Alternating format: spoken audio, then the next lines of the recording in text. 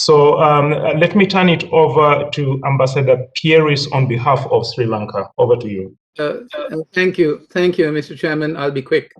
May I thank the Secretariat and the group of friends of the high-level panel for organizing this very important consultation. I also thank the briefers for their very insightful presentations. Now, let me try and present a slightly different slant. It would appear from what I heard that we are reconciled to the fact that we will continue to manage conflict followed by internal displacement as a matter of life. We have accepted it as a matter of course. It will perhaps never end. We will successfully mitigate the agony that will flow from conflict and displacement. We are virtually becoming specialists in managing displacement.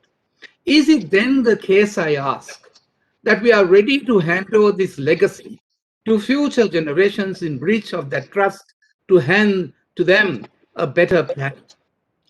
Co-chairs, the issue of forced displacement, refugees, IDPs, and the consequences for host communities are indeed issues that pull at our heartstrings and require very delicate and sensitive solutions. It is not only a humanitarian challenge, but a developing challenge, particularly as 4 out of 5 of the world refugees and IDPs live in developing countries. The question that has been put forward for discussion today, the questions are laudable. But my question is, how do we deal with non-state actors? How do we impress on them the importance of having respect for the displaced? How can we ensure that groups will abide by their obligations under international humanitarian law? What is the message we send them, Mr. Chairman? How do we hold them responsible for reparation? Instead, they are seen to roam the world freely, raising funds for their causes without any discouragement by our own member states. Now, it has been Sri Lanka's experience that this is not only a practically feasible expectation from such groups. We are fooling ourselves if we think that we are going to have responsible responses from these groups.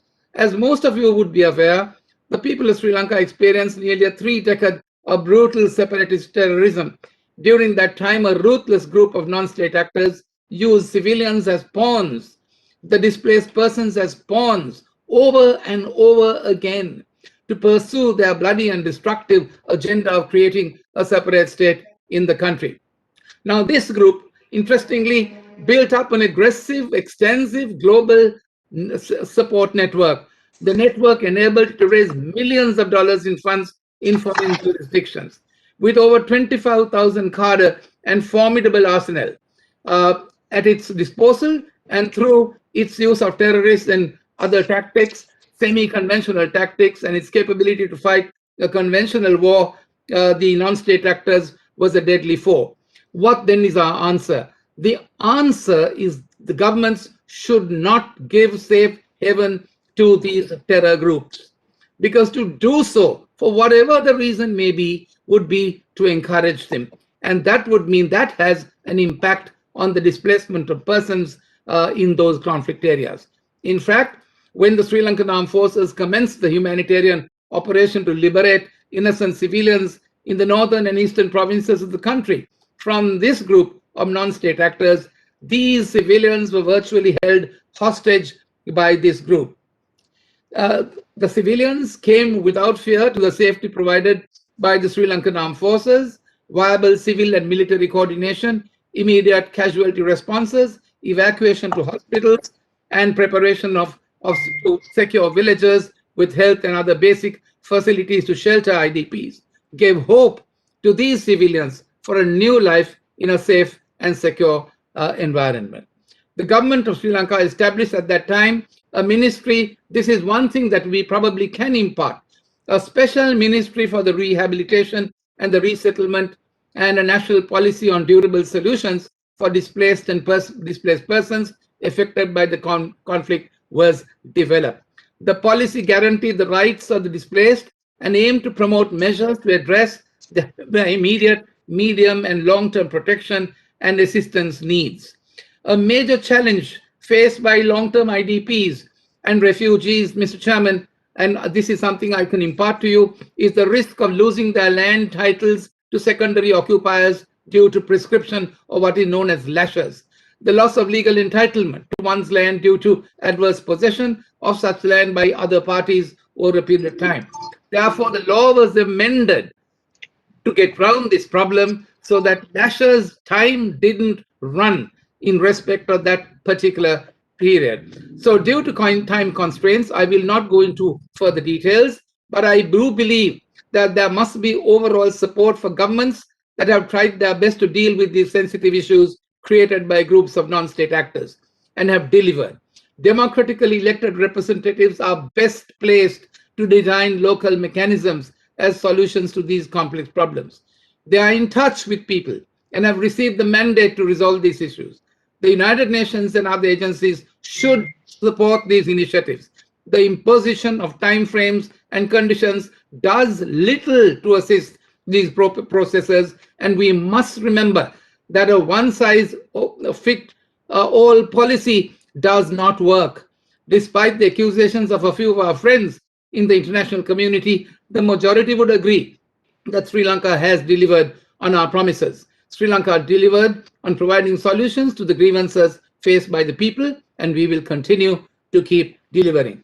To answer that question that has been placed in page 2, do you believe there is a value in pursuing national policy frameworks for the protection of civilians that seek to prevent displacement risks? The answer is yes, vis-a-vis governments. The answer perhaps is behind the hands of God as far as the question as to what the response is going to be as far as non-state actors are concerned.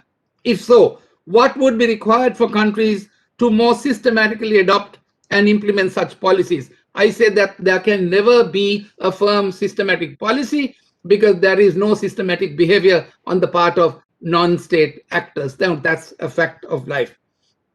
Do you believe what are the improvements of reducing displacement risk during military operations?